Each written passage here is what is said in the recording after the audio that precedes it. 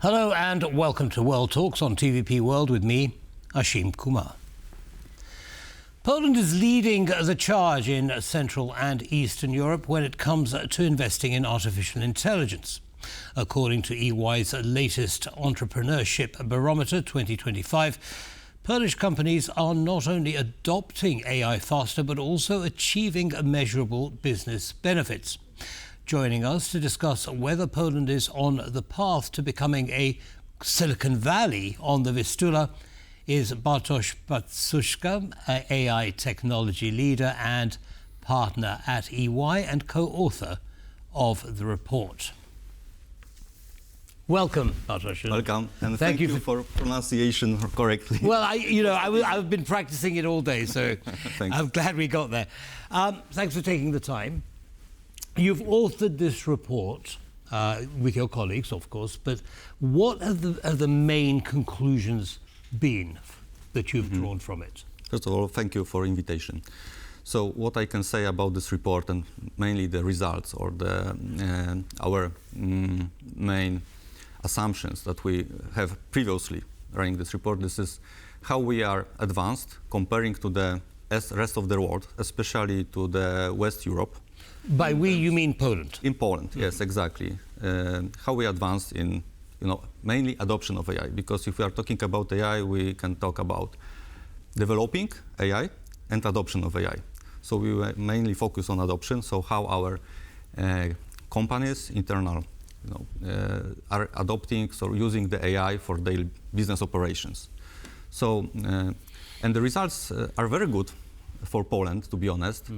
Maybe better than we expected, but maybe what is important, what are the reasons behind? Because what our report says that our entrepreneurs and companies are very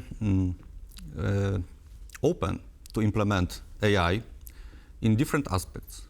If we are talking about adopting AI, we can say about the personal, let's say, efficiency, that is obvious, and lots of us are using in private life. The second one is how we adopt the AI in the business processes. It is not so easy. But thanks to that, we are quite advanced in digitalization of our processes, and companies are really invest quite a lot in digitalization. They are much more easier for them to implement AI, because AI is a data. Can I just pause you for a second there? Now, you're saying companies are much more open-minded about adopting AI in Poland. What are the benefits that they expect, and are they realizing those benefits? That's really a good question, and this is the question exactly what each CEO, CFO is asking. What will be the benefit? What is the ROI of this investment? And what we observe right now, and also it is depending on the level of, let's say, experience or maturity of AI. So much more the benefits come from the cost reduction, upscaling the business. At speed. At speed, exactly.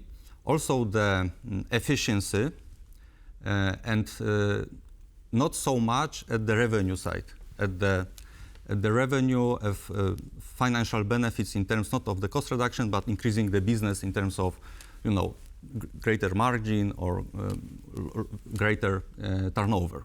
So it is much more focused on efficiency, cost reduction right now. Okay, so... And if I can add? Yeah, please. The results are exactly what they expect, or sometimes even greater. So this is interesting. Okay.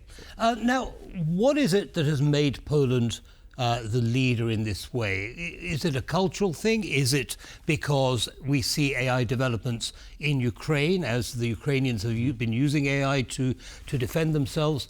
And in Russia, I mean, has this influenced in any way AI development and adoption in Poland? It depends on the sector of the market when we are looking at, but generally in the typical commercial market, I can say that both in the financial sector, that is well developed in Poland, and I think that in many specific topics we are at the lead, we are leading the market in the Europe. And also in e-commerce, we are really far in adoption. Also, it is interesting that industries, heavy industries, are also developing AI, and the benefits they achieve are really great. So what is the reason that we are so advanced in this? I think that in financial sector we are well digitalized. In e-commerce, this is also quite advanced market, and we are adopting AI in different aspects for many years. In production, we have lots of production, and I think also the result is that the baseline was quite low. So the bar was quite low, and that's why the gain is higher than we can observe in the other countries, because we have not so much adoption of automation, generally speaking. And now when we are using adoption of AI with automation, so we can achieve greater results. You're leapfrogging, if you like. Yes, something like that. Something like that, understood. Now, what does this mean looking ahead? I mean, I mentioned in the introduction, is Poland going to become the Silicon Valley on the Vistula? Is that a realistic expectation? It is achievable. This is very ambitious, but I think that we need to think in this way. For example, we are building the biggest AI factory in this region. So the capabilities to compute power, for example, will be available for us. We have also very great brain power. So our universities are educating very well. So we have lots of really well-educated, prepared for this domain, AI domain, also IT, generally speaking, young people that are eager to go to this. We have also very well-educated management. So they are educated abroad, so they know how to drive the business to grow and how to use the technology to be at the top. Understood. Okay, so as with all things technology, cybersecurity is an issue. Especially with Russia's hybrid warfare strategy and so on. What is the level of preparedness to protect Polish companies and the government, of course, from cyber risks and threats? That's also very good and very serious question. But what I'm also, I graduated the cybernetics faculty at Warsaw Military University, so I know lots of people working in army and specialized in cybersecurity. What I can say, we are all, it is generally, we are always will be fighting against, the adversaries. So there will be also, all the time, there will be some kind of, the race who will be better.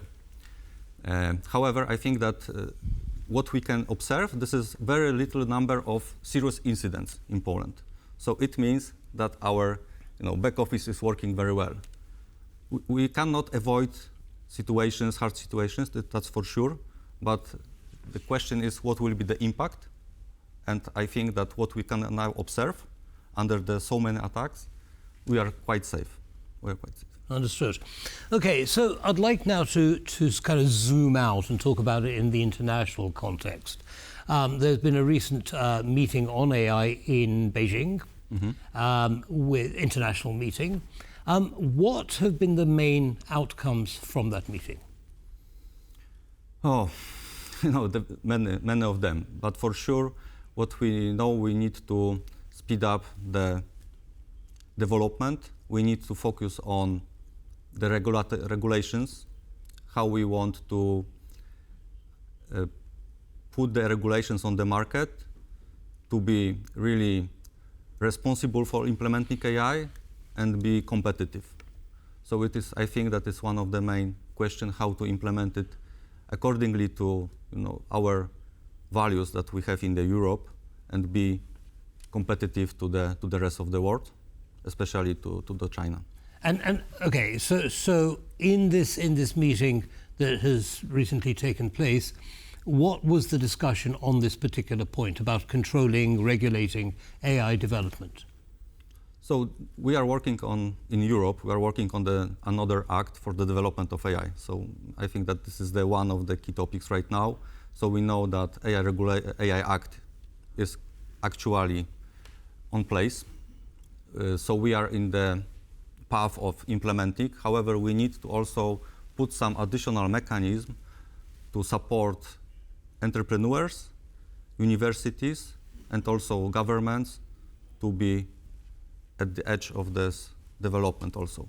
So how to find the right balance between... Understood.